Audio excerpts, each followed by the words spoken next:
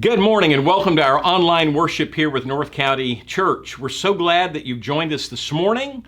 And let me just say at the outset, happy Thanksgiving to you and to yours. It is Thanksgiving week in just a couple of days. And this is a good time of year at any time, but especially in these times we're in, to take the opportunity to think about the things for which we're grateful to God. This is a favorite holiday of mine because Thanksgiving is so much at the heart of our faith and our walk with the Lord.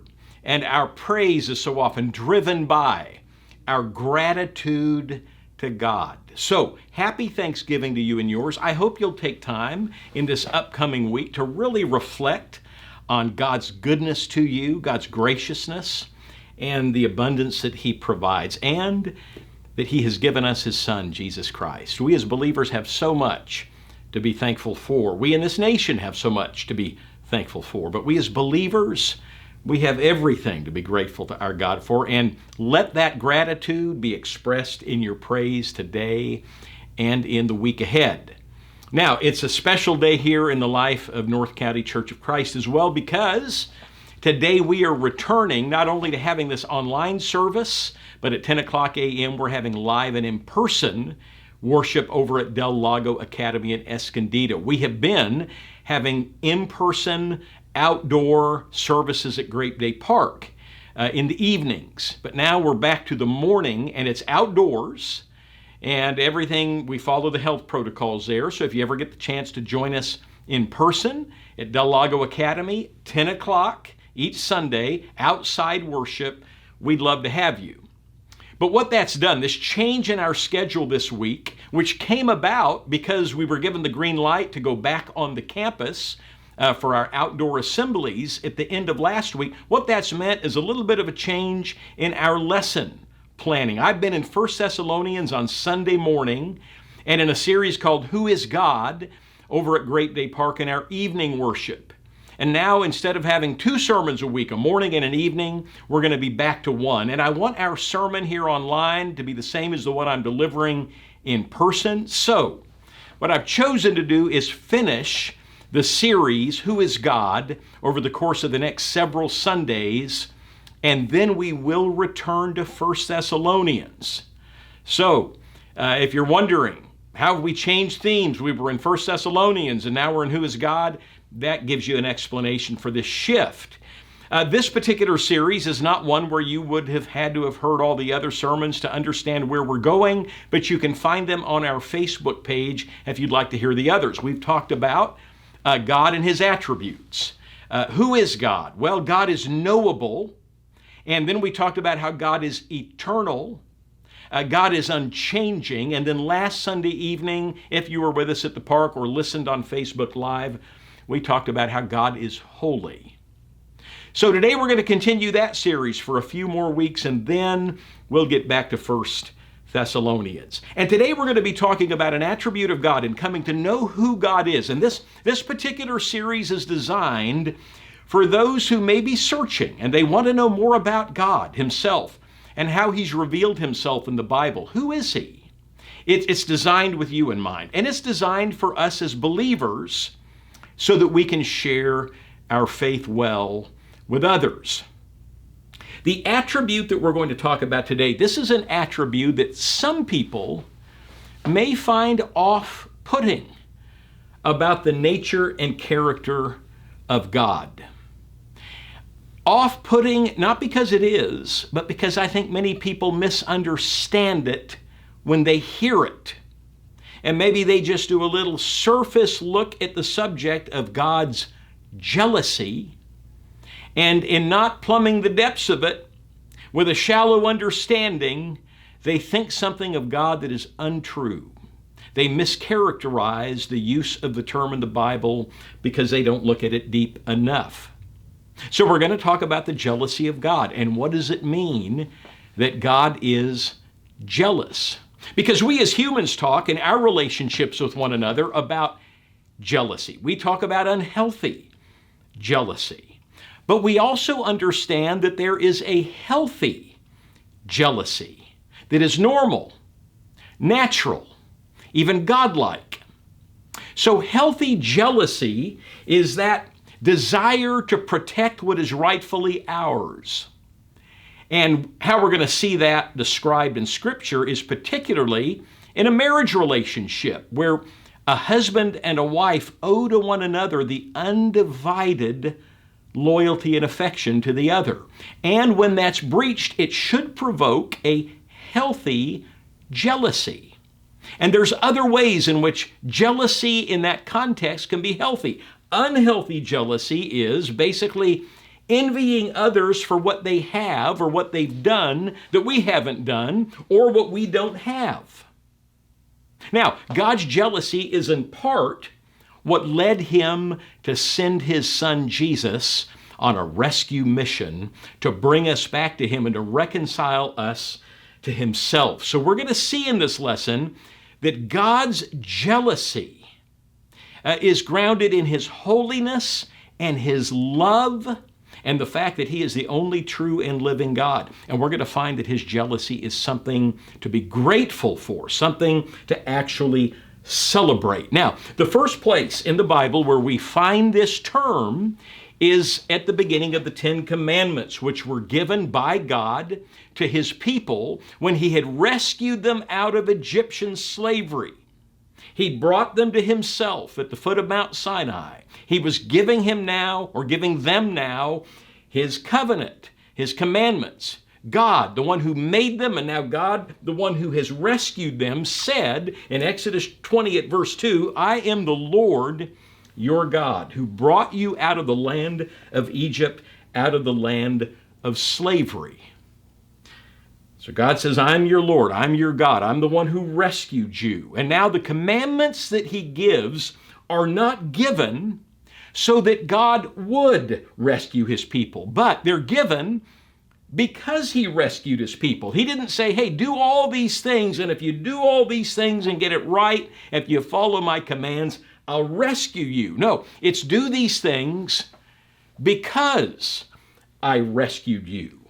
So when we read these commands, this isn't like an employee personnel policy manual given by employer God saying, follow all of these policies to the letter, and if you follow these rules and live right, you won't get fired. No, these are the commands that say, because I have rescued you. Here's now how you are to live. So we think of these a bit like wedding vows. Here's what it means to live in a covenant relationship with me. And here's what he goes on to say. He says, continuing in Exodus 20 at verses 2 to 5, you shall have no other gods before me. You shall not make for yourself an idol in the form of anything in heaven above or on the earth beneath it or in the waters below. You shall not bow down to them or worship them, for I, the Lord your God, am a jealous God.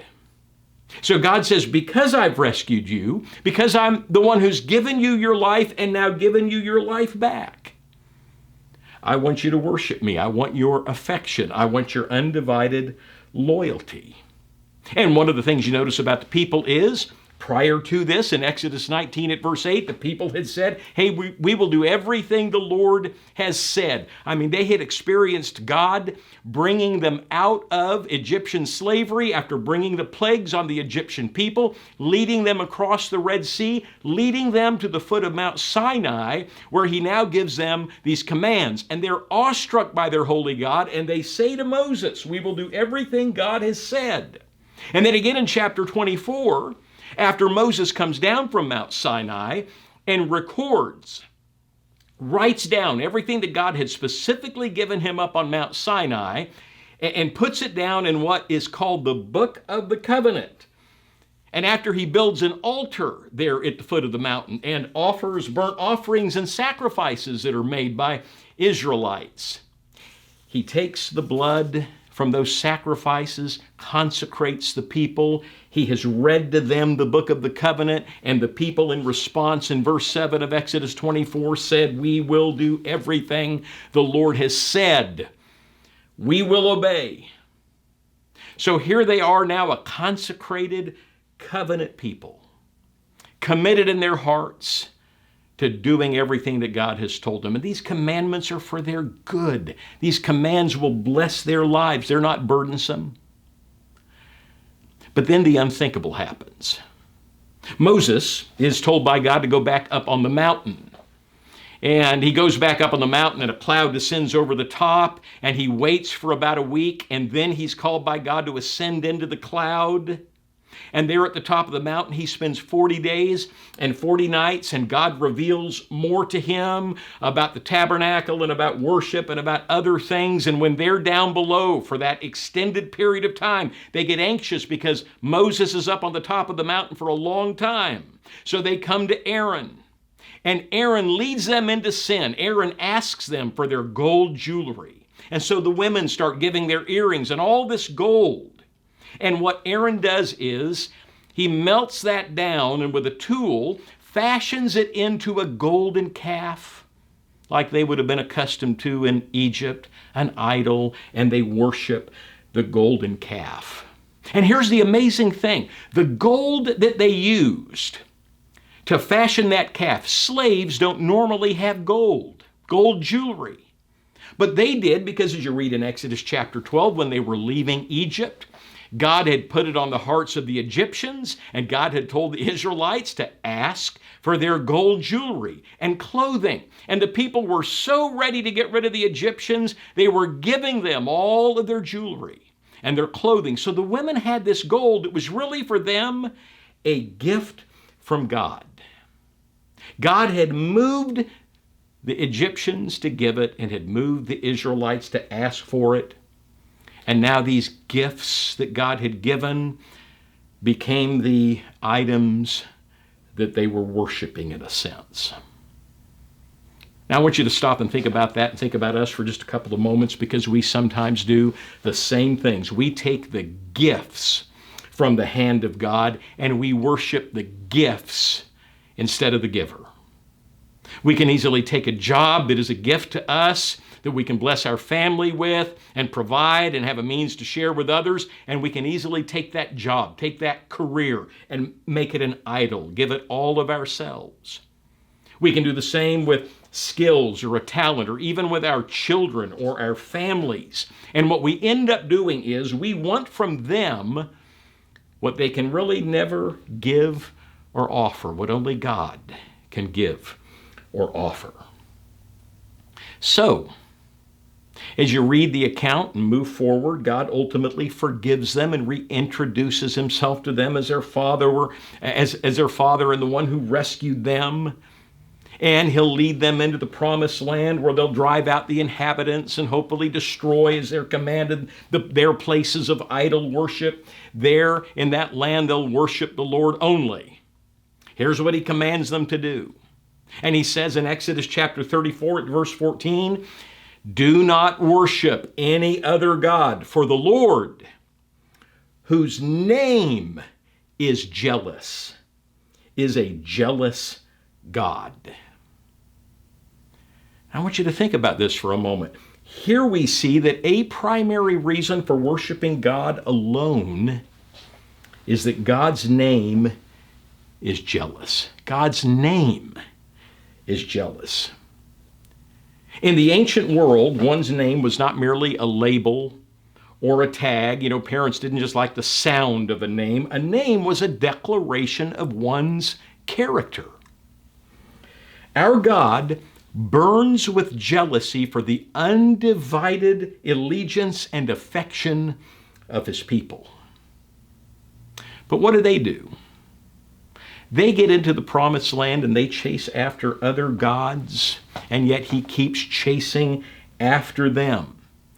He moves them into the land that he gave them as a gift, and they promise again, but again they don't keep their commitment and they don't follow the command of God to worship him alone. So you see a summation in Psalm 78 at verses 55 down to verse 58, of which this is an excerpt. It says, "They angered him with their high places. They aroused his jealousy with their carved images." So here they are in the land, and they are worshiping the other gods. and worshiping the stone and wooden idols of the people around them. Now, here's the deal. You and I need to understand that God's jealousy is really good news for them, and it's really good news for us. This isn't something at all to be embarrassed about when it comes to our God. In fact, this is a blessing, and it is something that we ought to celebrate and be thankful for. But we need to understand it a little bit more. And here's one of the first things we need to understand when we think about God's jealousy. God is not jealous of you. He is jealous for you. He doesn't look at anything that we've done or anything that we have and say, hey, I am jealous of you. He didn't look down at the golden calf and have jealousy for what they had. No, he was jealous for their affection, which they had given to the idols. And then when the people in the land of Canaan started to carve statues out of wood and stone and started worshiping them, he didn't look down and say, wow, look at how beautiful, look at how more powerful those idols are than me. No way. He is the creator of heaven and earth. He's the very one who created the stone and the wood out of which those statues and images were carved. He was not jealous at all of. He was jealous for the hearts of his people. And he never looks down at us and have jealousy for anything that we have or anything that we have done at all. He's not like somebody at our workplace who, when we get a promotion, for example, says, hey, congratulations on that promotion. But as they're saying it, they deep down in their heart wish that it was them that got the promotion. So their congratulations is coupled with some envy. They're green maybe with jealousy for what you have. No, it's not that way at all with God. When we think of God's jealousy, he is jealous for our affection. So I mentioned marriage just a little bit ago. Let's talk about a marriage where jealousy is appropriate if it's provoked. We shouldn't be jealous of our spouses, something that they have or something that they've done. No, we're in life together. And what blesses them blesses us. But here's where jealousy is the right response in a marriage. If someone decides to flirt with your spouse and your spouse were to flirt back, a healthy response would be jealousy. It's you saying, hey, I'm not going to put up with that.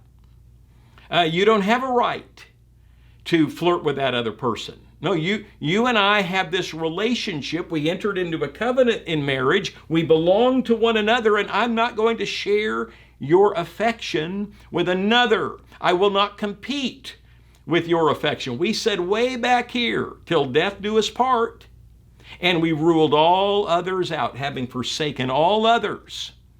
We gave our hearts and our lives to one another. So healthy jealousy means that it's a right response if somebody tries to divide a loyalty when a person should only have a loyalty or an affection for us. This is why healthy jealousy leads to, when a relationship is betrayed, an unhealthy relationship. In other words, you're in an unhealthy relationship if you're cheating on your spouse, and a healthy response from your spouse is to feel not only betrayed, but a jealousy for your affection that rightly belongs to them. Now, the Bible uses this as an illustration. James uses this very language when it comes to us and our relationship with God. He uses the term adultery, and God used it in the Old Testament. In James chapter 4 at verse 4, James said to the people at that time, you adulterous people, don't you know that friendship with the world is hatred toward God? Anyone who chooses to be a friend of the world becomes an enemy of God. Or do you think the scripture says, without reason, that the Spirit he caused to live in us envies intensely?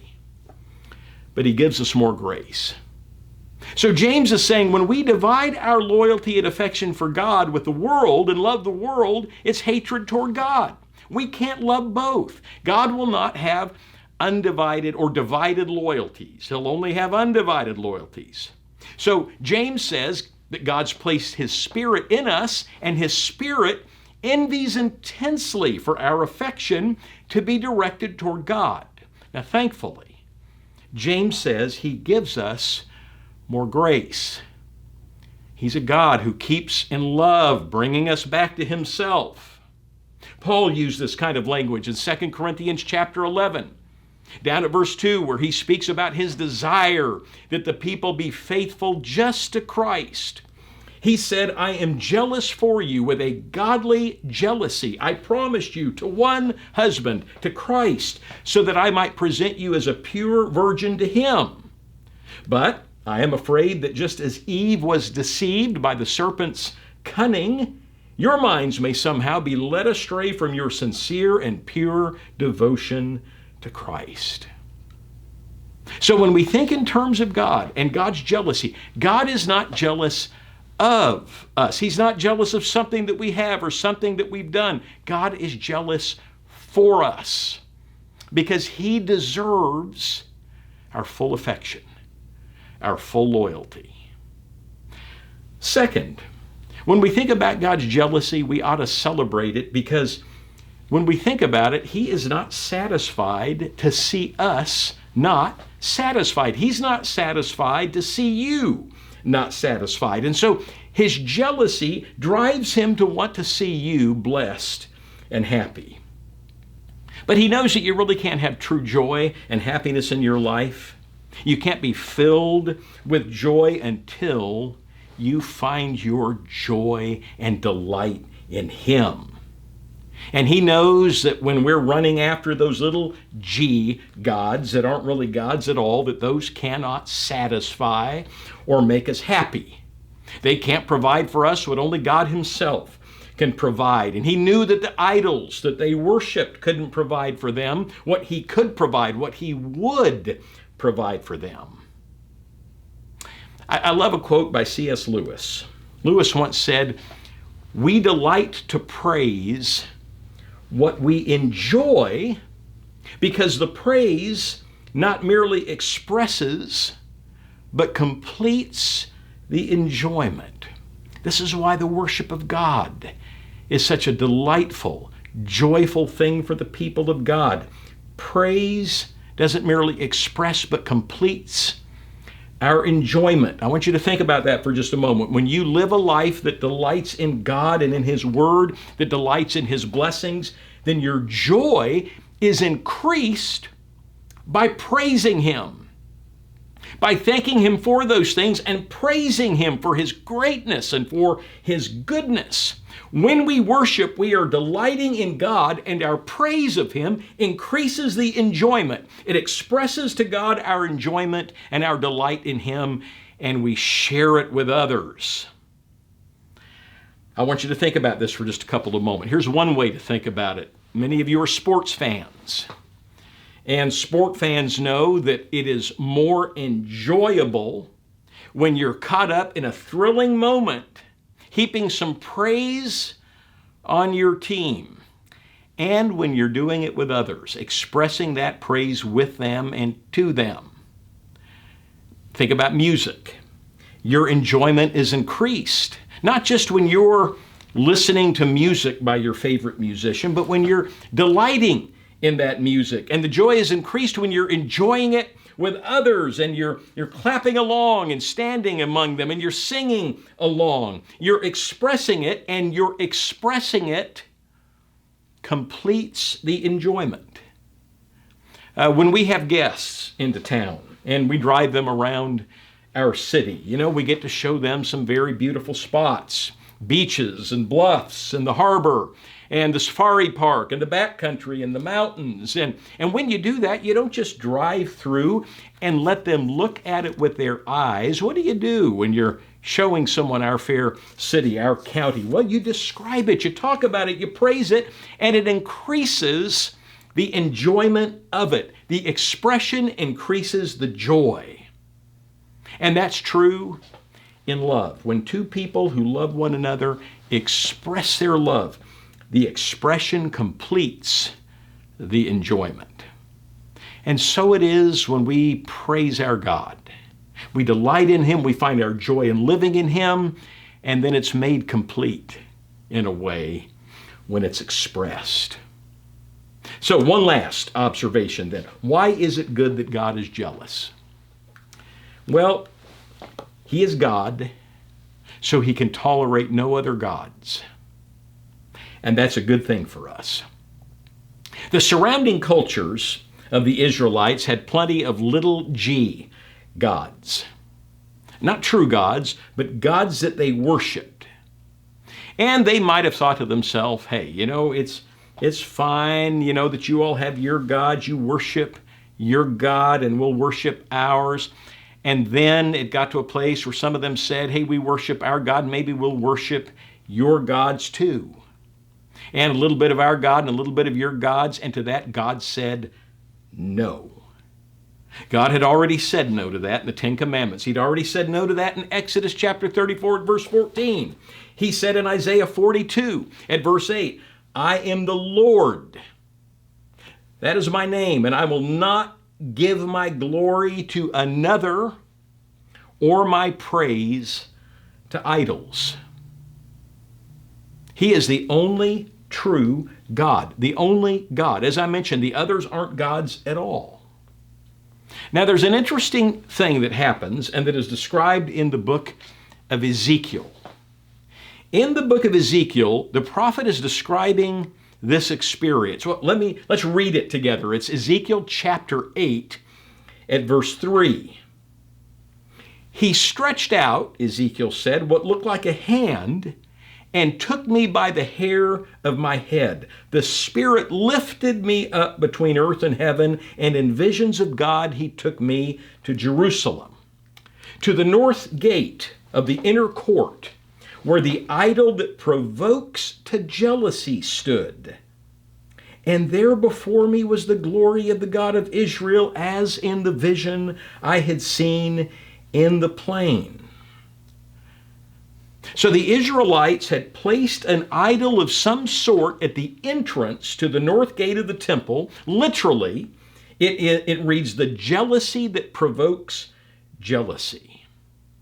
A reference to the passion that this object ignited in the heart of God. And so it's as if God is saying to Ezekiel, look at that abominable statue which draws away the hearts of my people. They're loving it, not me. They're bowing down to it, not me. And I am red hot with jealousy for it, because I will not stand for anyone or anything coming between me and the devotion of my bride, the devotion of my people. And we need that. We need that because you and I need a God who has no equal. You and I need a God that when we pray, He can move on our prayers. We need a God who rules over and reigns over everything. Don't you want a God that when everything seems amiss, He is the only one who can make things right? I want a God who never disappoints, because He's not human and He's not material. I want a God who can bear the full weight of my cares and burdens on His pinky, and it never weighs him down or burdens him or breaks him. I want a God who doesn't need to be appeased by my works, who's not moody, who's not capricious, who's not up one day and down the next. I want a God who is consistently and always good in every way, and who's strong enough for me to build my life upon. I need a God who's big enough and gracious enough that when I fail Him with my weaknesses and failings, He doesn't turn His back on me in anger and wave me off and give up on me, but who comes running after me, as our God does, as He did for us in Jesus. It is a good thing, a thing we ought to celebrate, that God tolerates no rivals because He has no equal. And how could we share His glory? How could it be shared with one who isn't God? 19 years ago, at the World Trade Center, many of you will remember 3,000 people died.